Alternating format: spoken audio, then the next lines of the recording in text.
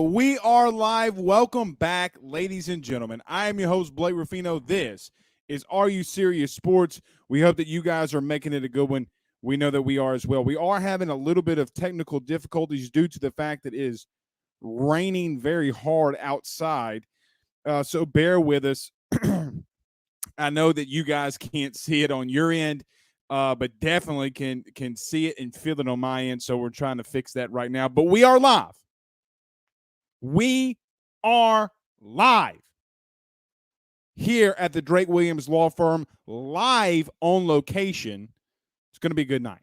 It's going to be a very, very, very good night. The Rudy crew is in the building.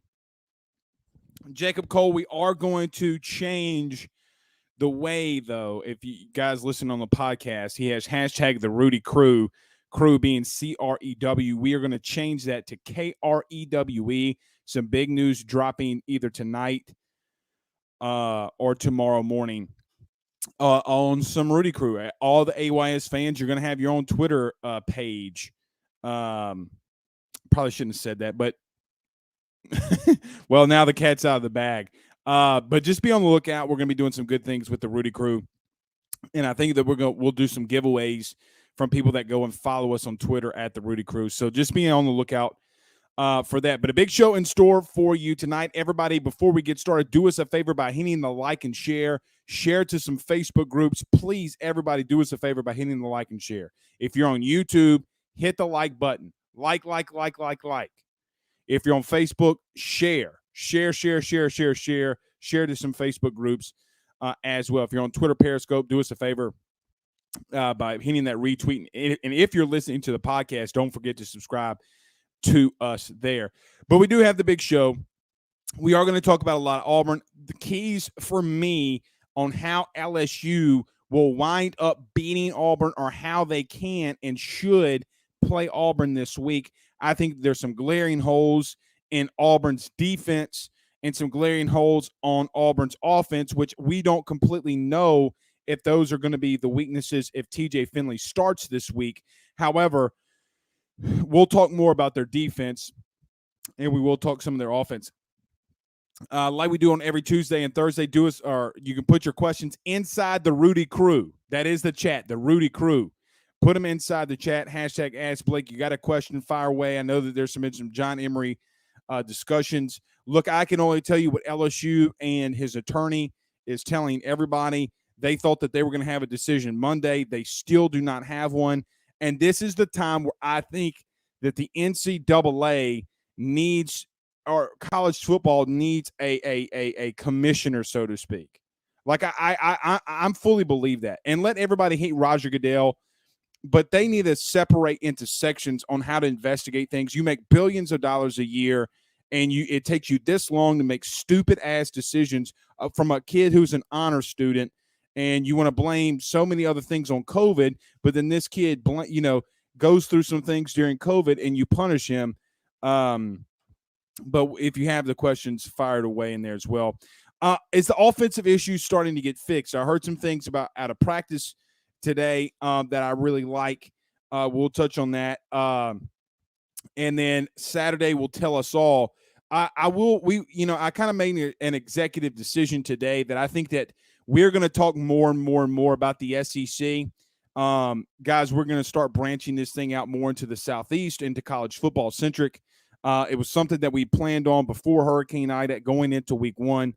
Everybody knows what happened. We're still out without internet. There's things that I trust more than Spectrum Charter right now, like Flint, Michigan tap water, a drink from Bill Cosby at a bar, the serpent in the Garden of Eden. There's just so many things that I trust more than Spectrum Charter right now. But that's for a different topic for a different day. So we will get started. As we always do, we will get to a couple of comments before we get started. Andrew Brister says, my favorite talking head of the day. Thank you. Hopefully I keep it real. 100 with you guys, as the kids say. 100. Stephen Frey says, the Rudy crew is in the building. Yeah, we are going to change that, the way that spells, though.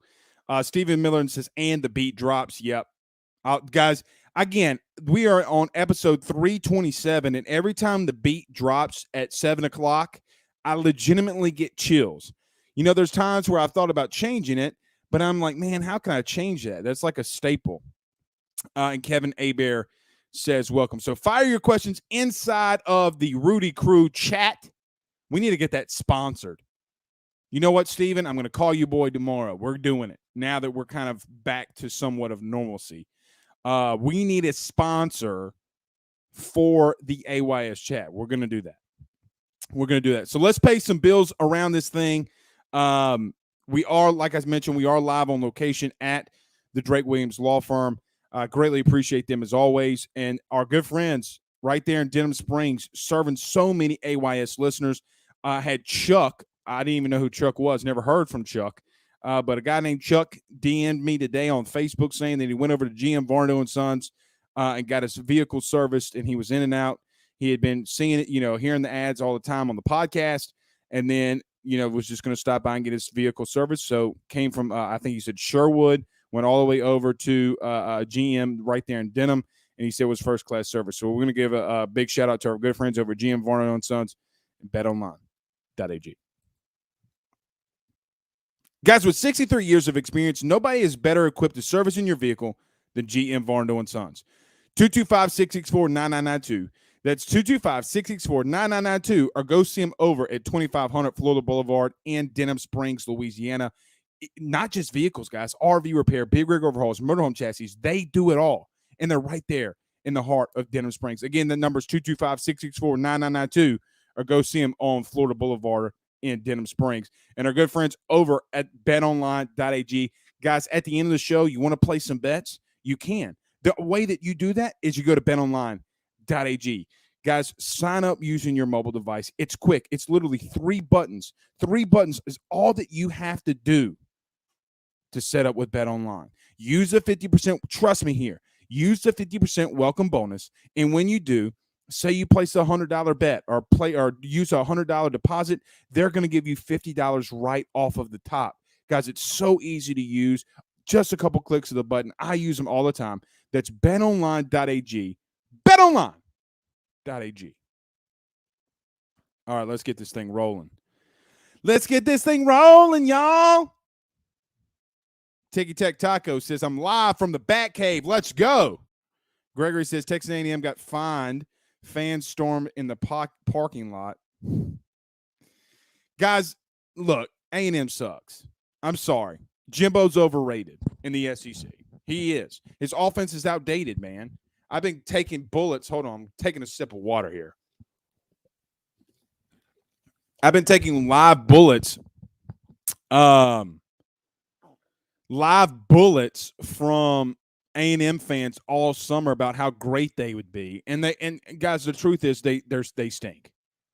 It's funny what happens when you have a team that loses a starting quarterback. Oh, wait, LSU had that last year. Oh, shit. Who would have thunk it? But let's get into some LSU. Let's get into some Auburn. Guys, I was watching Carl the Cat's in the house, by the way. What's up, Carl? I was watching a lot of the Auburn games over the last couple of days. I really started on Sunday night sitting outside because, we got the hot spot, but, only way that we can watch it is by getting services going outside, and thank God it wasn't too hot. But kind of watching the film of them, there's a couple of things, and I tweeted this out today, and I think that this is kind of a more centric theme of what LSU football is going to be over the next couple of weeks. Like, this isn't something that's just centric to Auburn. Now, Auburn's going to do it, but then you got Kentucky the following week, and then you got Florida the following week. Guys, these 3 games are going to be, you can say Alabama, but they kind of got pushed around, against Florida a couple of weeks ago. But in my opinion, these next 3 games are going to be the most physical that LSU will have on their regular season schedule without a question. Without a question. If everybody says that the strength of this team is the front 7, especially the defensive line, Auburn is about to bring it to you. because they're going to use Tank Bigsby, and they're going to use the other running backs. Hunter's another one. Jarquez Hunter is a good back. He's a change of pace back. He can catch the ball out of the backfield. On a couple of things I saw on film from him, he's a guy that wants to get on the outside, and you best believe once he makes that cut and he starts going north and south, he's not easy to tackle. He is not easy to tackle. Now, the question with Auburn will be, and we'll get into these next kind of 3 games, but it is kind of a central theme. Like the next 3 weeks, if anybody with a brain or anybody that really kind of knows what they're talking about football, they will be saying the same thing over the next 3 weeks. I don't think that they'll be saying that because, as much as I tried to listen to people and hear what they're trying to say, it's all trash water, quite honestly, if you can't see that the next 3 weeks are pretty much the same for LSU's defense. Now, offensively for LSU, it's going to be a little bit different, but Auburn wants to come out, and Kentucky wants to come out, and Florida to an extent, but they do a lot of things out of shotgun, but it's still the same principles. They want to get north and south in the running game. That's just the truth. They want to come to 11 personnel. I'll break down what 11 personnel is. It's 1 tight end, 1 running back. They want to go out of 21 personnel. They want to go out of 12 personnel. They want to have big packages inside of their offense because, quite honestly, Auburn doesn't have the talent on the outside that can compete with guys like Eli Ricks, Dwight McLaughlin, Jay Ward, and others. I think that if Auburn does not have success running the football, LSU wins, and I could even see a scenario where LSU, if they're able to stack the box and keep this game kind of tight, they could start to separate themselves this upcoming Saturday. Now, I said this yesterday, and I'm going to say it again. LSU fans, we have to pack the house. If you want LSU to have success over the next couple of weeks, you have to pack the house. You have to pack the house against Auburn. You have to pack the house against Florida because they're going to need you. The ultimate concern for me from an LSU standpoint over these next three weeks is what's going to happen offensively. Because look, to my detriment, and people have been yelling at me to get off this narrative and to stop with it, and quite honestly, I feel like I need to. But if LSU can find a way to start running the football and implement things that supplement the running game, screens, we talked about it all last night, screens, getting backs out of the backfield. If this offensive line likes running a little bit of power and LSU wants to run RPOs off of that, God bless it, run it. I will tell you something that I heard today. Now, this is, I had a whole segment during the summer because everybody for whatever reason, and I'm not about to beat this horse, but I do want to let it be known. LSU fans, we have to stop comparing every single thing to Les Miles. Ed Orgeron showed you that last week that he is not Les Miles. He's just not. This LSU team is not like a team under Les Miles. They just aren't. Ed confirmed with everything that we heard all of last week, but that wasn't really runnable because we couldn't get it confirmed, that Ed was really worried about having a defense that only had 3 down linemen. Durante Jones and him had multiple meetings to where they discussed about going to 3-man front, and Ed confirmed today that he did not want to do it, but put faith and trust in his defensive coordinator to go out there, run that defense, and have Blake Baker rotate the linebackers in and out, and for them to have success. Les Miles would never. You keep beating the dead horse of Les Miles, you stupid, arrogant son of a bitches. Stop with it. It's getting obnoxious. And I'm not talking about the fans when I say that. It's getting unreal. These people's personal vendettas. You see me in public, you don't say anything. I try to say hello to you, you won't say nothing. Because you're scared about what happens when you're face to face. That fans and AYS fans aren't going to understand that. So Just it wasn't geared towards you. But Ed has shown. Now, here's what I'm hearing about practice. Ed kind of said something today and tipped his hand a little bit. And I don't really mind it because he's sending this to Brian Harsin. And Ed used the media last week to get after Mike Leach and get in his head. See, Ed's not as dumb as some people try to characterize him in being. He's not. Guys, he's not. How do I want to say this? He ran a political campaign to become the LSU head coach in 2016. If you think that Ed didn't run a campaign to get that head coaching job, you're an absolute buffoon. You're an absolute buffoon. I don't know if LSU's not going to open it up a little bit this week. Offensively. I don't know if LSU isn't going to run more RPOs. I don't know if LSU's first play from scrimmage isn't going to be a gap run. What I will tell you is I think that Ed is starting to gain confidence in the two guys that he hired. He should have had that all the time. But, guys, head coaches and coaches in general are narcissistic.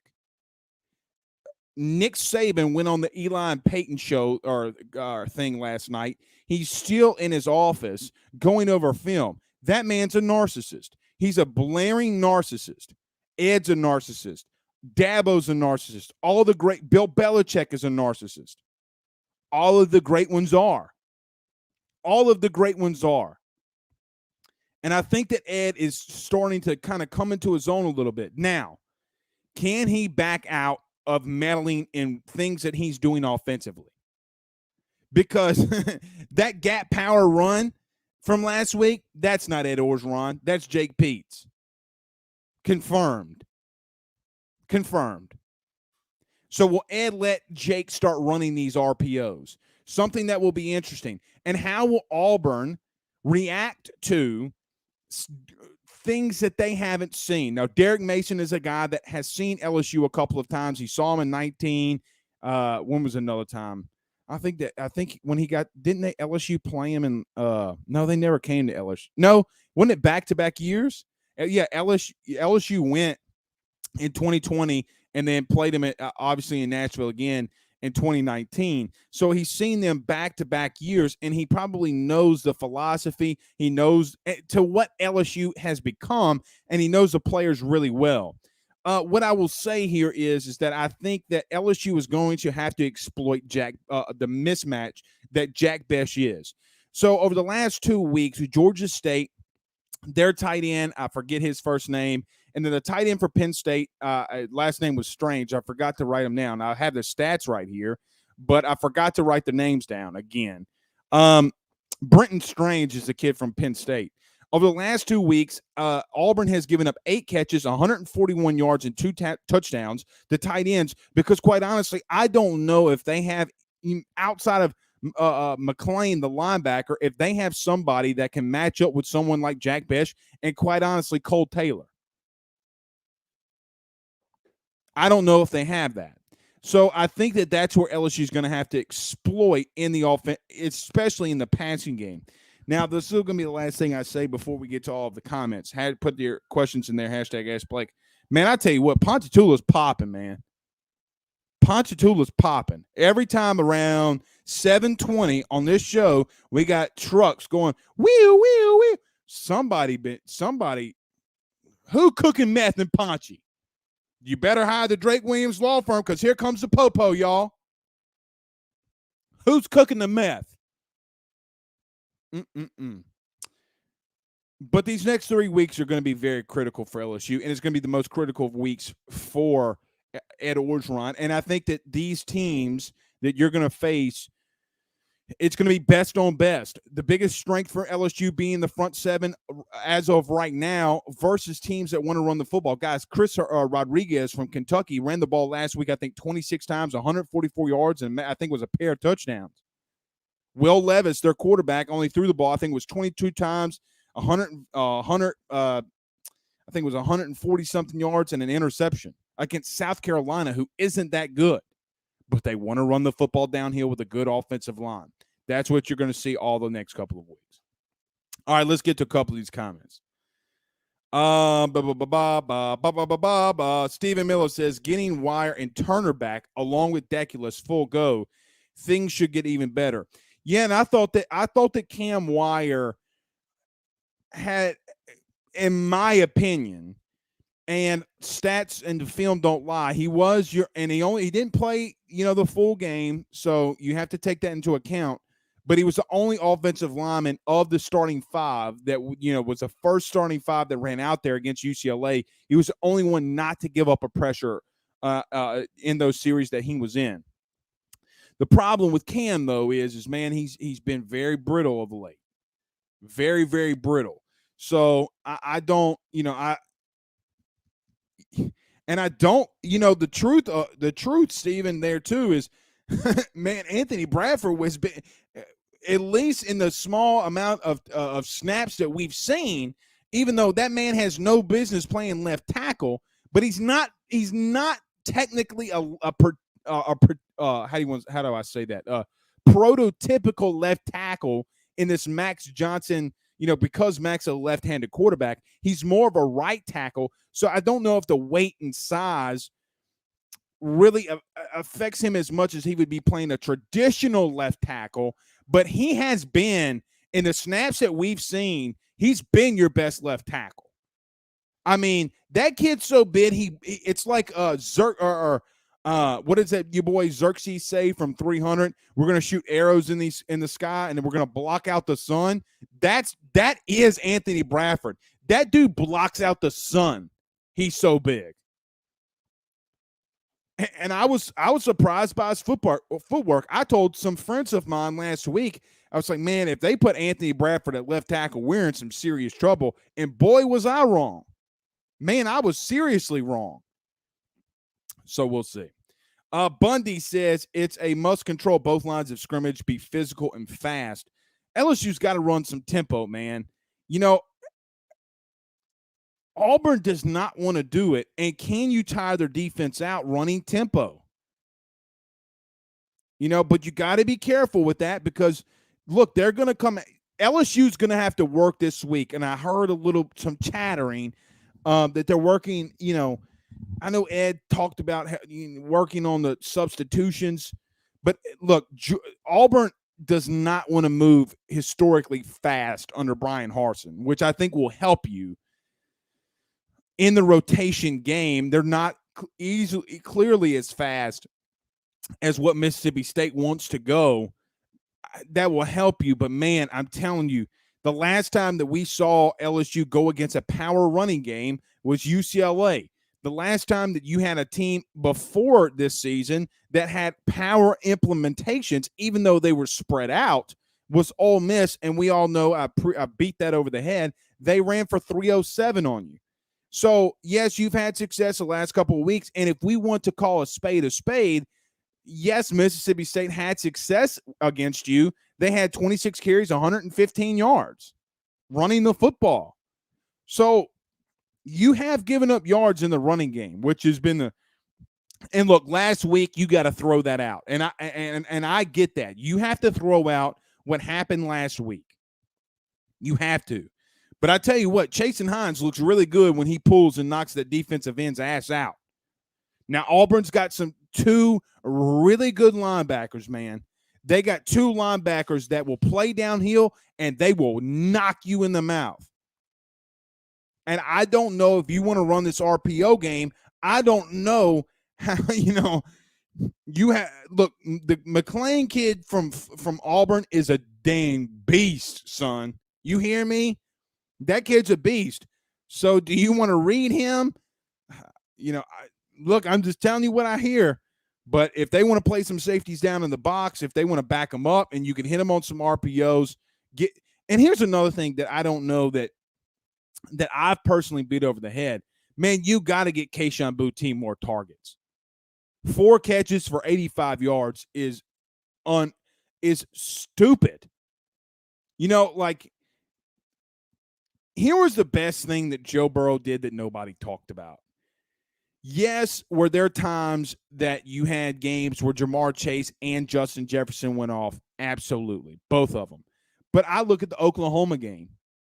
I look at the Oklahoma game in 19, and I ask myself, Joe kept finding Justin Jefferson over and over and over and over and over again.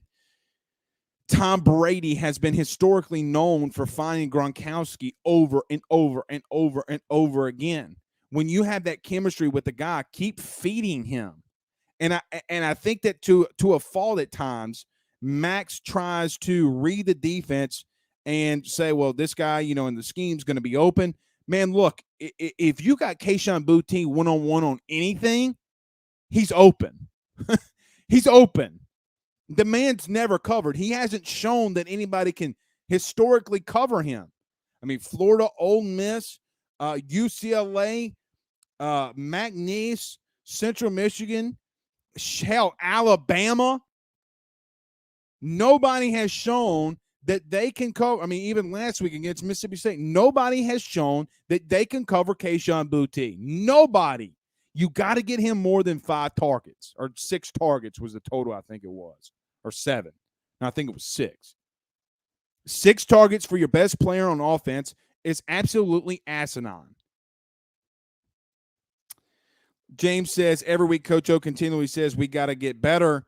At what point are you just stuck with what you have, like our offensive line can't run block? Here was what I'm going to say.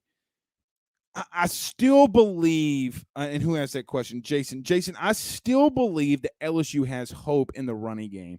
I'm taking a beating for that. I understand that. There are things to me, though. There are things to me that when I sit back and I ask myself, are you hindering the offensive line in things that you do? If you're going to run an inside zone and you're going to run a zone read, but nobody respects Max Johnson pulling the football, it's hard to ask your offensive line to run a running play that everybody in the stratosphere knows exactly what's coming. The one time and the times that we've seen LSU have success in the running game, when were they? There were times when the defense knew or thought it was going to be inside zone, and it never was. 18 yards to Ty Davis Price, Corey Connors stiff arm. Yeah, he made a guy miss, but that's what good running backs do. That's when LSU has had success in the running game. LSU cannot beat Florida. They can't be, in my opinion, I don't think that they can beat Kentucky really without establishing some kind of running game. They're not going to be Ole Miss. They're not going to be Bama. But I'm holding out hope. And look, I could be wrong on this. I can be 100% wrong. And I think that one thing that I try to do the best that I can is to come out here and tell you when I'm wrong. I still have a little bit of faith and hope that they can establish a running game because we've seen it. You got to get creative, and they're not. And I think that's a lot to do with Ed meddling. Look, I'm not going to, I'm just not going to blame Jake Peetz at the current moment when I know for a fact that Ed Orgeron's meddling in the offense. Not going to do it. We're going to run, during the summer, Ed's talking about, well, we're going to run inside zone. Clyde Edwards-Helaire did it. Clyde Edwards-Helaire was hitting the B button or spin button in the backfield against Alabama because, quite honestly, it looked like that 19 offense was playing junior varsity mode in NCAA or NCAA football, whatever. It's been so long since we played that video game. He's got to get out of his damn head about this 19. This is how we did it schematically. LSU had in 19 the 3 best interior linemen that they've had probably since 2003, in my opinion. I'm just being honest. Anyway, let's get to some more of these. Chris Kari, says big game first game in 2 years, our first night game in 2 years, and Auburn hasn't beat LSU at home since 1999. That is correct. Chili Vic, what's happening, brother? Golly, what is this? Jason says we hear it every week. Yeah, we just talked about that. Brandon says, looking at the rest of the A&M schedule, they could mess around and go 6-6. They could. They certainly could. And I don't, that what's funny is that's not really that's kind of, we're kind of it seems like a joke, but it really isn't, right? Like it really isn't a joke, which is crazy to me. After everybody said that it was so, it was so one-sided, and A&M was going to be second in the West, they're going to challenge Alabama and all this kind of stuff. No, they're not. Stefan says, hashtag Ask Blake, do you see more Bug Strong in to stuff the run, Tank meeting the thumper, quote unquote, in the hole would be something fun to see? Yeah, I think that you could. And guys, this is some of the technical difficulties that we're having. The pictures aren't showing up. We'll get that fixed. It's just a couple of, stupid stuff like that pisses me off. But I think Stefan, you could, right? Like I think that you could legitimately see him more. I don't know how much you'll see of Mike Jones, even though I think he's been one of your better tacklers in space. The way that the linebackers have played this season so far, I do think that LSU will go more base personnel defensively this week. I think you'll see more of a traditional 4-3, maybe a safety walk down on the box or on the inner line of the scrimmage. But if they're going to do that, those safeties have to tackle. And they've been really good at tackling over the last couple of weeks. LSU has been fantastic at tackling in space over the last couple of weeks. One thing that's going unnoticed. We complained a lot about this team not being able to tackle in space and last season, and that's something that they definitely worked on. Guys, to get better in tackling, you got to tackle. Mark says, Blake, what players are out for this game? Let's see. Stingley, but let's see how the week progresses. Mark, I really don't like, personally, I don't like giving an injury report just because, it's not something that I necessarily do. I want to, if it's Thursday or Friday, we can talk about it, but man, I really don't like doing that on a Tuesday night, man. I really don't. Jacob Cole says, who's cooking the meth? ? Somebody better clip that, asking for a friend. I don't know who's cooking the meth, but man, every night at 7:20, the sirens go off and they whip it out this thing, man. I mean, the police department's right here. What's crazy is they got police department right here and a daiquiri shop right across, like literally right here. Like, are they pulling people over? Like, are they watching people put a straw in the daiquiri? Like, I don't know. Jacob Marceau says tempo is key, period. I agree with that, especially how good that you've been scoring points, running tempo. Like that to me is incredulous to me. Is that a good dictionary word for that one? Incredulous? Or is that even a word? It's amazing to me. How about that? Hunter Daigle, what's up, Hunter? He says, hashtag Ask Blake, the LSU team seems to be selling in on defense and passing game. I think we have to get creative in the running game, no doubt. And look, you have an advantage because Auburn, quite simply, and they fired their wide receivers coach this on Sunday. They don't have the weapons on the outside for either the TJ Finley or Bo Nix. And my question is going to be, if you're LSU, do you run man-to-man on the outside and force TJ to beat you? Like, I would legitimately make, and it's what Penn State did. Now, Auburn has been horrendous in the red zone. Like, guys, horrendous at scoring points in the red zone. I said this all last year. And something that something in football that I'll always tell everybody, and something that is a principle to me that is a non-negotiable. Guys, yards on offense mean absolutely nothing when you can't score points. Let me give an example. Week 1, the New Orleans Saints played the Green Bay Packers. Yards-wise, they look like, it was shitty. But they dominated because they would have great field position. Jameis Winston threw, 4 or 5 touchdowns, whatever it was. Yards, it was a blowout because they scored touchdowns. and they scored points. Guys, yards are meaningless if you can't get 7. They're meaningless. And you can say, well, Blake, that's not true. That tires out the defense. But, guys, if you can't score points, it don't mean shit. Okay? It means nothing. And look, a lot of great offensive coordinators have made a crap ton of money. Guys, look at 18 when LSU had so many struggles in the red zone. The one thing that Joe Brady came in and did was, guys, they did not have hardly any issues with, and I think it was an all-time stat that team had, it's scoring touchdowns in the red zone. Yards don't mean jack diddly and that's a good Homer Simpson reference, or the Simpsons reference. It don't mean jack diddly if you don't score. Auburn's been horrible with that. Horrible. I think the one red zone touchdown they had was the one late in the game against Georgia State that TJ had a scramble for his life, and just because he has a big arm, he rifled that sucker in there to I forget number 11, I forget his name, but had to rifle it in there. All right, let's do this. Let's pay some bills very quickly. Let's pay some bills, and then we'll get back to it. Everybody, do me a favor by hitting the like and share to some Facebook groups and all that jazz. We're gonna want to give a shout out to my good friend John Patton over at GMFS Mortgage, buying a new home, saving money on the mortgage that you have now, even doing a cash out refi. The timing's never been better. You got to get in touch with them today. 225-614-1234.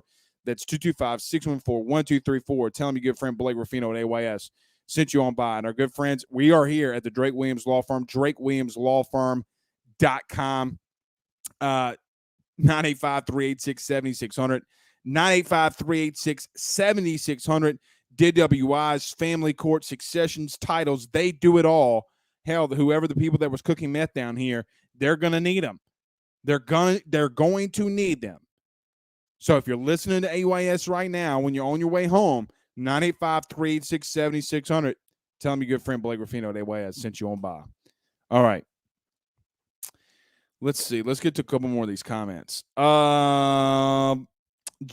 What's up, Gino? He says, that's how you free the backs. Also says these tight ends need more touches too.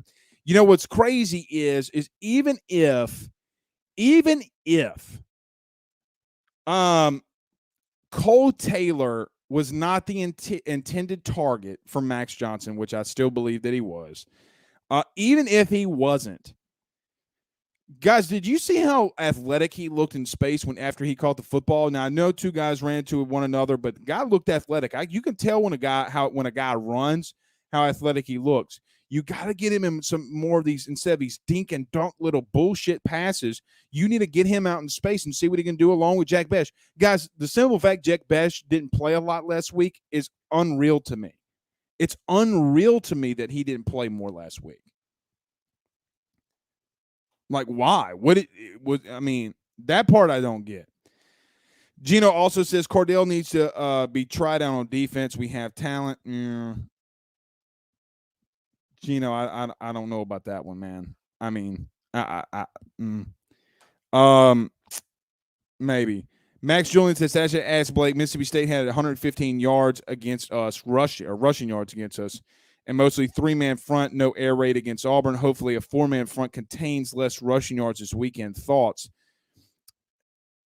Yes, I think that you can, but I think that the physical nature of this game is what is look, y'all going to call me crazy when I say this. I am legitimate, and look, I'm going to get housed with it. I get it, but I'm also a worry bug. I am worried about LSU's front seven. I'm worried about LSU's front seven, y'all. I legitimately am. Because, look, you face an air raid team in Mississippi State. You face McNeese, who you got 9,200,000 billion gajillion sacks against with Cody Orgeron. You played Central Michigan, who, quite honestly, you played up to par. And I think that, I think that the crowd's going to be a big factor. It's going to be a huge factor for this game. But I want to see. I need to see LSU for me to gain more confidence. I need to see LSU stuff a team that just, quite honestly, that wants to run this power running game and have a eye backfield and use a fullback and run toss dive, or not toss dive, but tosses. They want to run counters and powers. They want to run zone reads. They want to stretch the field side to side and let a back make a cut up and Tank Bixby for him to make a cut.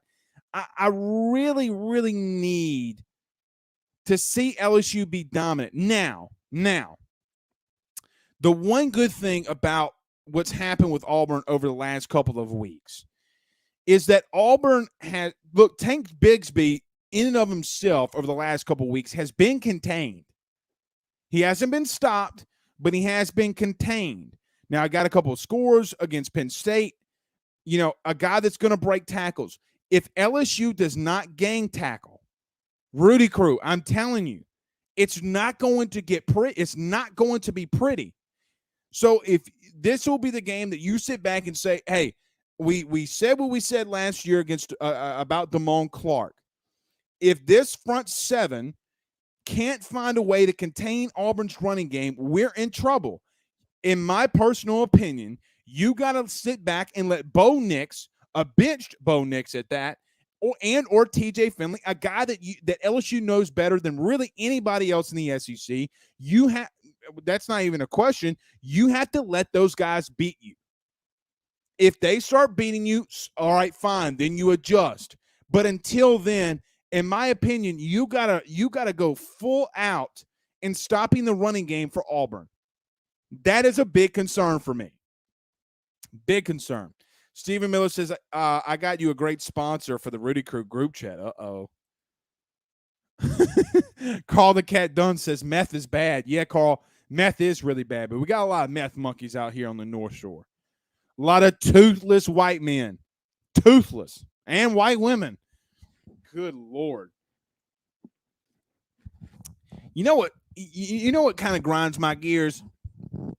You know that when you go to the gas station or you go in and get a Gatorade or whatever, and you go up to the counter to pay for it, and it's always that white woman that ain't got no teeth. And she's always like, is that going to be all for you, baby? Like, lady, you ain't got no teeth. I ain't trying to be rude to you. I know you smoke the meth. Like, I ain't kissing up on you. I am a happily married man. Megan Trago Ruffino, I love you. David Watt says, I'm just hoping TJ doesn't come into Death Valley and beat us. I believe he may start. Wouldn't that be a hell of a storyline? Wouldn't that be a hell of a storyline? I'm telling you, fans will flip on if that happens. Will lose their shit. I already know that they will. The guy that you let leave had a better performance than the quarterback that you have playing right now. And, he beat you. Guys, God forbid that happens. I don't think that it will, but we'll see. Reginald Cormier says, if TJ at quarterback, Jones better send the blitz. I love TJ, but not this Saturday. Yeah. Look, we're right here in Ponchatoula. Seen the kid 1,000 times. David, his dad, and his mom, his little brother Cody. Great family. But bro, look, I don't know. Seth says, hashtag Ask Blake, I think that embracing the tempo and airing it out will not only be great for us or be great just for us because it works, but it will open up the run game as well. They will scheme for the pass, and you can get 5 and 6 in the man box. Yeah, I mean, I agree with that, and that's exactly what happened on that Ty Davis. Guys, again, schematically, I really just feel, and God bless it, I hope that I'm right. But because if I'm right, we win, and we start winning a lot bigger games than the one that we have on Saturday. I think that Jake is going to wind up finding it out and figuring it out. But you got to be creative in the running game. That is your biggest bugaboo on offense. That helps Max. You think Max Johnson is good right now. God forbid he gets unleashed in a running game. Here's the biggest thing from Max, okay, that has taken away. Guys, in the Florida game, he had 18 rushes. And in the Ole Miss game, I think it was somewhere around 15. Guys, in games against UCLA, McNeese, Central Michigan, Mississippi State, he has 4, 2, 1. Most of those are sack yardages. Think about what I'm telling you. A mobile quarterback isn't able to run, and he's still picking teams apart throwing the football. A young quarterback going into his 7th start. Think about that. I'm gonna clip this, and we're gonna do this tomorrow. But think about that from Max Johnson for just 1 second. When you had the Florida game, he has 15 to 18 rushes. And when you go into Ole Miss, he has 15 to 18 rushes and has 2 touchdowns against Ole Miss. 2 rushing touchdowns against Ole Miss. To me personally, in my opinion, I am tired of listening to, I'm tired of hearing, well, Miles Brennan's hurt, and God, Miles is coming back before Alabama. Guys, at some point, when you're struggling and you're losing and you're on the brink of losing, now that you got teams like Auburn, you got teams like Kentucky, you got teams like Florida that are very physical football teams on both lines of scrimmage. I think Auburn maybe a little bit less on the physical side, but they still run the football very effectively, which if you do that, that means your offensive line is getting somewhat of a push. If you don't believe me saying that, ask LSU. You got to have you guys ever seen the movie The Other Guys with Will Ferrell and Mark Wahlberg? And Mark Wahlberg's getting upset because he wants to get the big-time cases, and they're sitting in the Prius, or before they're sitting in the Prius, and before even the desk pop, Mark Wahlberg's like, I'm a peacock. You got to let me fly. I feel that way from Max Johnson. He's a peacock. You got to let him fly. You don't run the man, and you're asking questions of, well, I wonder why the backside defensive end is tackling Ty Davis Price in the backfield when we're running a zone read. Let me ask you guys this question. That's not even a question. It's a statement now. Why do you think the backside defensive end is tackling Ty Davis Price in the backfield? Because, again, there's no respect whatsoever for number 14 running the football. And Ed Orgeron's not going to allow it. Bro, let's roll, brother. You don't think Garrett Nussmeier's ready? Your job's on the line. I get it. But you can't be scared of him getting hurt. That is going to bite Ed. If there's one thing for sure that's going to bite Ed in the ass, and you're going to lose games this season because that right there will bite you in the ass, is clearly, to me, that you don't let Max Johnson run the football. So in retrospect, am I ready to see Miles Brennan return? You're damn right. You know why? Because now you unleash the Cracklin, or whatever his name is. The Kraken, excuse me. I said Cracklin like we're eating pigskins. That is the number one thing. The number one thing that you have to do. Anyway, Remington, what's up, brother?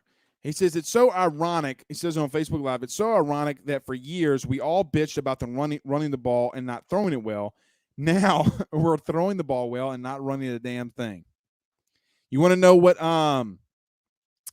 you want to know what makes Saban so great? They can do both. Guys, I'm telling you, that's what makes him so damn good. Everybody talks about defense. They talk about the defensive scheme. They talk about the process. They talk about this and they talk about that. No, the best thing that Alabama's ever done is that they can run the football and they can throw it. And they're competent at both things in doing it. Because the truth is that Nick is the best at evaluating talent, getting the best talent into Alabama, and having success in both the running game and the passing game. Guys, there's teams that blow that defense out of the water. Blow them out of the water. There's never really a time that you sit back and say Alabama's offense is absolutely trash. What's the last time you said that Alabama's offense is Rudy Poo? You can say that about their defense sometimes. You never can really say that about their offense. That right there, in my opinion, And the process, it is an offensive game. Nick's not an idiot. You want to talk about Blake Sims and who's that guy that they won a national championship with? Coker. I mean, Coker, quite honestly, played like a beast when they won the national championship that year. I mean, dude just gave it all, but they could score. Why is my eye twitching? Speaking of meth, Blake Doucette says, hashtag Ask Blake, maybe Coach O and offense holding out on what they could do. Just a thought. Say that again. Maybe Coach O and offense holding out on what they can do. Just a thought. Holding out on what, you know? I mean, you're getting beat against UCLA. That's the time to let it roll, you know? Like, I don't know, man. Charles Reeves from the Primetime Podcast, my buddy. What's happening, Charles? He says, does the environment have any potential negative effect on the sophomores and freshmen for LSU? Absolutely it does. If it's packed, there's a nervousness expected. Yeah, I think that it can. I think that it can, but I also think that it could really help your defense and help the emotions of your team. I mean, it's going to be loud as hell up in there. The biggest thing that nobody talks about is how a loud environment affects your own team. Blaine Smith says Death Valley returns Saturday night. Hell effing yeah. Bunny says shame on you. Shame on me. What did I do? Guys, I forget some of the crazy shit I say in here. I legitimately forget some of the crazy shit I say in here. All right. I wanted to go around the SEC. Again, the one thing I will say about, I put it in there that Saturday will show you everything. Guys, this Saturday, my buddy Jake Crane has said, it's Separation Saturday. I don't know if I'm going to go that far yet on separation, but I think that he's on to something, personally. And look, that dude's normally right about a lot of things. But guys, Georgia versus Arkansas, Kentucky versus Florida. And look, God forbid Kentucky beats Florida and you have an undefeated team you're playing an undefeated team going into Kroger. I don't think that they talk about a physical game at 5:00 on a Saturday. That game's going to be really physical. It's going to Pad's going to be popping. Alabama versus Ole Miss. I mean, guys, I don't remember an SEC slate that had so many barn burners in it because, guys, what happens if Florida loses to Kentucky? What happens if Florida then beats Kentucky again and they stay on this roll? It separates a matchup up for the SEC East. That's why I don't say it's Separation Saturday. Because, look, if Florida beats Georgia in a couple weeks, that's completely different. There's a lot of SEC ball left to be played for Alabama and LSU and a lot of teams in the West. We're talking about A&M losing a game in the SEC, but what if they kind of start bouncing back? I really am intrigued. I think, to me, the biggest game outside of LSU this weekend. Now, outside of the SEC, it's clearly Notre Dame and Cincinnati. Like if there was the one time that a group of 5 team, but I'm not even labeling them a group of 5 team anymore because they're going to the Big 12. But if there was a time that that a group of 5 team could get into the playoff, it would be now. But I think Notre Dame rolls them, bro. Like I think Notre Dame beats them down. Physically, I mean, not maybe on the scoreboard. So you have a lot of good games in the SEC. A good game with Cincinnati and Notre Dame. And this is why we love college football. I just